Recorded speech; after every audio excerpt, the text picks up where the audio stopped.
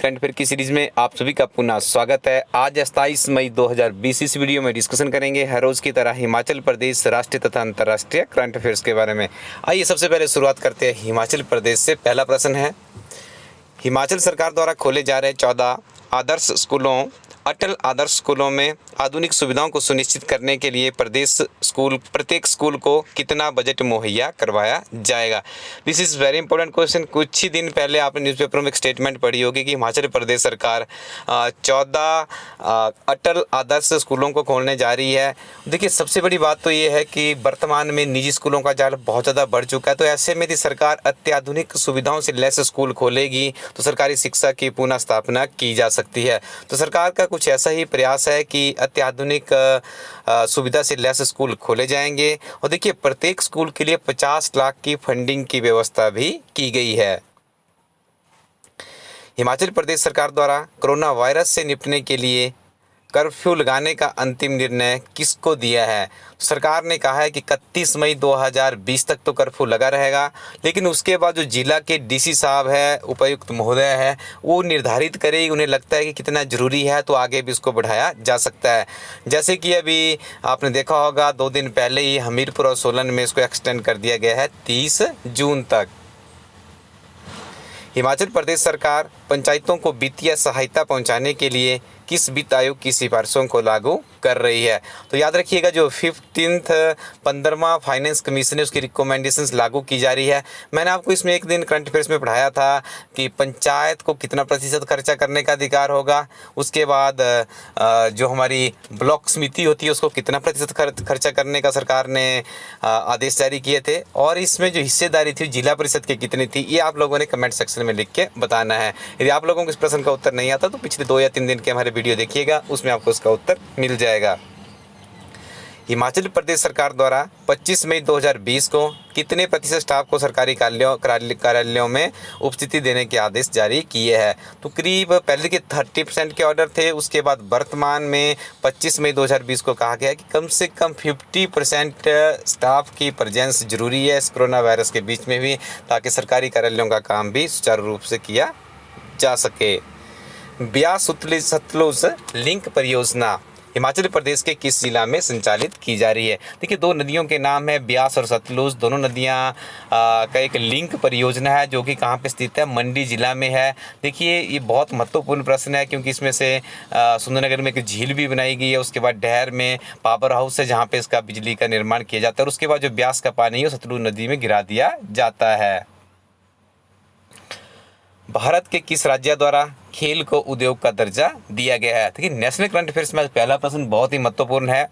आज तक तो हमने इंडस्ट्रीज के बारे में सुना था, लेकिन देखिए खेल को भी उद्योग का इंडस्ट्री का दर्जा दिया जा सकता है। तो मिजोरम ने ऐसा करके दिखाया है, और ऐसा काम करने वाला मिजोरम देश का पहला राज्य बन चुका है। और आपको बता दें कि जो पूर्वोत्तर के हमारे 8 राज्य है, जिसमें हमारी 7 सिस्टर्स भी आती है, उसमें से यदि हम लोग बात करें तो मिजोरम स्पोर्ट्स के क्षेत्र में काफ़ी प्रगति पे है, और विशेष तौर पर फुटबॉल के क्षेत्र में मिजोरम के द्वारा काफ़ी अच्छा काम किया गया है।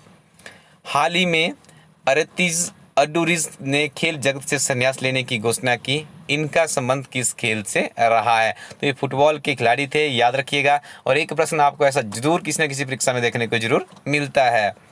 हाल ही में सैमसंग इंडिया द्वारा डिजिटल प्लेटफॉर्म के माध्यम से विक्रेताओं तक पहुंच सुनिश्चित करने के लिए किस सोशल प्लेटफॉर्म के साथ भागीदारी की है। तो इसका नाम है फेसबुक। देखिए, वर्तमान में सोशल मीडिया का जाल इतना ज़्यादा फैल चुका है कि मार्केटिंग के लिए काफ़ी महत्वपूर्ण हो चुका है। बहुत बड़ी बड़ी दिग्गज कंपनियां भी इन प्लेटफॉर्मों के साथ में अपना व्यापार साझा करना चाहती है।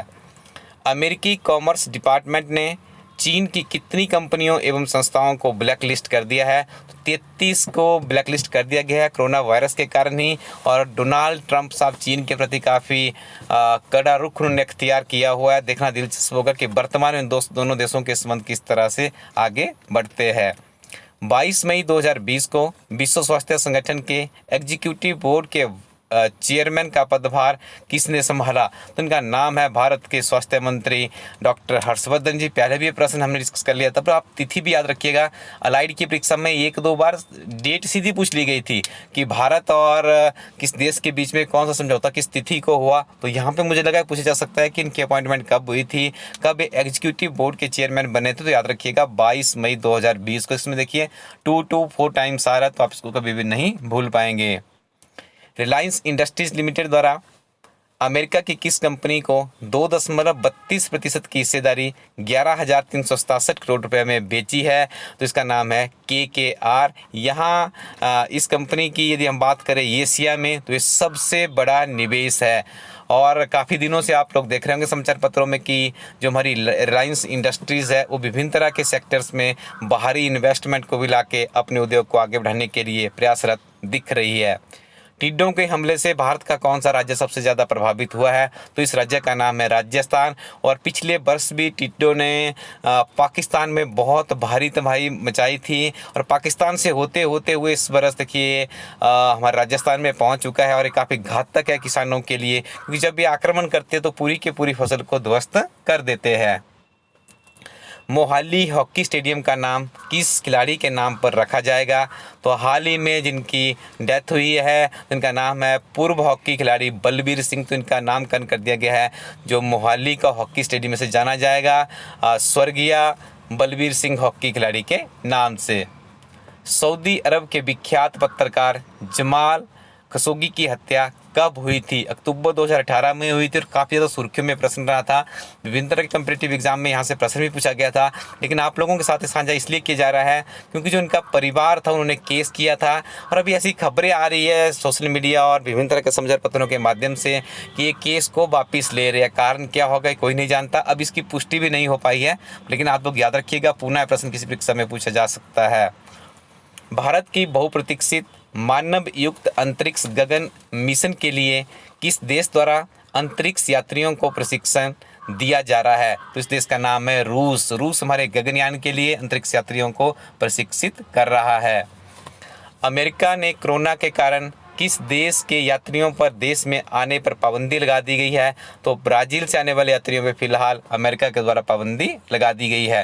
स्टूडेंट्स, यदि आप किसी परीक्षा की तैयारी करें तो आप हमारी टीम द्वारा काफ़ी उत्कृष्ट अध्ययन सामग्री तैयार की गई है, जिसमें हिमाचल प्रदेश एक समग्र अध्ययन बहुत ही उत्कृष्ट प्रोडक्ट है, जिसमें हिमाचल प्रदेश की संपूर्ण संक्षिप्त जानकारी आपको उपलब्ध करवाई जाती है ओल्ड क्वेश्चन पेपरों के साथ। इस किताब को आप जरूर ट्राई कीजिएगा। हार्ड कॉपी की फॉर्म में है, आप इसे इंडियन पोस्टल सर्विसेज के माध्यम से मंगवा सकते हैं। आपके घर ये किताब हार्ड कॉपी की फॉर्म में पहुंच जाएगी। इसके अलावा भी हमारी वेबसाइट पे बहुत सी किताबें हार्ड कॉपी और सॉफ्ट कॉपी की फॉर्म में उपलब्ध है। इनका भी आप लोग लाभ जरूर उठाइएगा, क्योंकि ये किताबें काफ़ी अनुभवी अध्यापकों द्वारा तैयार की गई है।